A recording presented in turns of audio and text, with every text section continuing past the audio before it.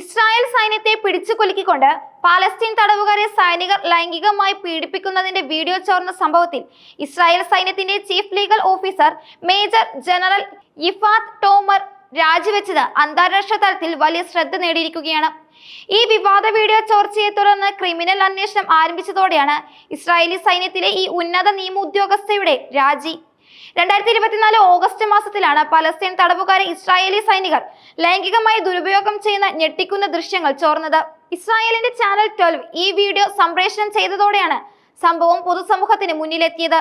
തടവുകാരെ ദുരുപയോഗം ചെയ്യുന്നതിന്റെ ദൃശ്യങ്ങൾ ചോർന്നതിന്റെ പൂർണ്ണ ഉത്തരവാദിത്തം താൻ ഏറ്റെടുക്കുന്നു എന്ന് വ്യക്തമാക്കിയതോടെയാണ് മേജർ ജനറൽ യിഫാത്ത് തന്റെ പദവി ഉപേക്ഷിച്ചത്. സംഭവം ഇസ്രായേൽ സൈന്യത്തിന്റെ വിശ്വാസ്യതയെ ചോദ്യം ചെയ്യുന്നതിലേക്ക് എത്തിയതോടെ തടവുകാരെ പീഡിപ്പിച്ച സംഭവത്തിൽ ക്രിമിനൽ അന്വേഷണം ആരംഭിക്കുകയും 5 റിസർവ് സൈനികർക്കെതിരെ ക്രിമിനൽ കുറ്റം ചുമത്തി കേസെടുക്കുകയും ചെയ്തിട്ടുണ്ട്. SD ടീമൺ തടങ്കൽ കേന്ദ്രത്തിൽ നിന്നുള്ള ദൃശ്യങ്ങളാണ് ചോർന്നതെന്നാണ് റിപ്പോർട്ടുകൾ നൽകുന്നത്.